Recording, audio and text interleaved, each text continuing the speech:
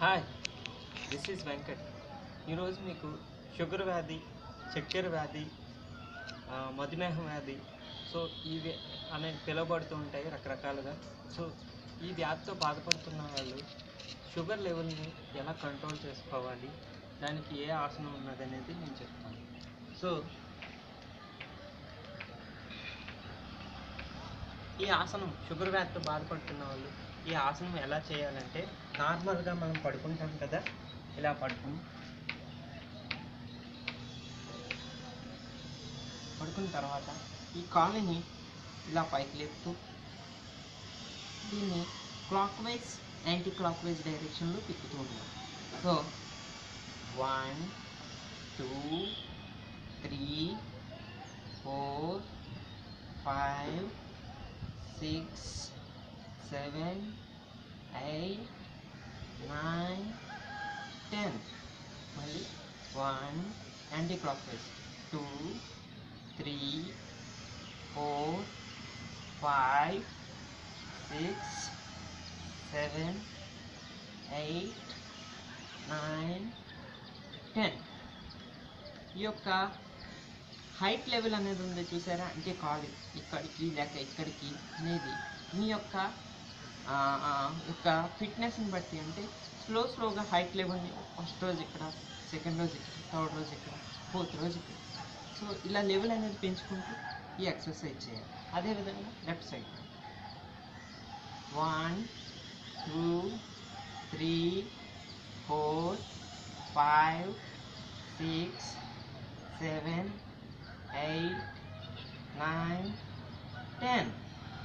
మళ్ళీ anti clock 1 2 3 4 5 6 7 8 9 10.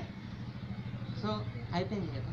ఇప్పుడు next ఏం చేయాలంటే, ఈ రైట్ లెగ్ని clockwise and anticlockwise 1 2 3 4 5 6 7 8 9 10. Same left 1 2 3 4 5 6 7 8 9 10. So ఇలా చేయాలి. ఇలా చేసిన తర్వాత నెక్స్ట్ ఈ 2 లెగ్స్ అనేవి ఉంటాయి, ఈ 2 లెగ్స్ని ఒకేసారి లిఫ్ట్ చేస్తూ మనం చేస్తాం. చూడండి, 1 2 3 4 5 చేశారా. నెక్స్ట్ ఇది ఎక్సర్సైజ్ని యాంటీ క్లాక్ వైజ్ డైరెక్షన్లో చేయాలి. 1 2 3 4 5. సో ఈ ఎక్సర్సైజ్ని ఇలా చేయడం వల్ల ఏంటంటే, మీకు షుగర్ లెవెల్ అనేది కంట్రోల్ అయ్యి నార్మల్ స్టేజ్కి వస్తారు. సో డైలీ ఈ ఎక్సర్సైజ్ చేసుకోవడం వల్ల మీరు షుగర్ లెవెల్ అనేది కంట్రోల్ చేసి సంపూర్ణ ఆరోగ్యంగా ఉంటారు. మీకు కానీ ఈ వీడియో నచ్చినట్టయితే ప్లీజ్ సబ్స్క్రైబ్. నెక్స్ట్ వీడియోలో మనం ఏంటంటే asthma, high BP, low BP ఆసనం గురించి నేర్చుకుంటాం.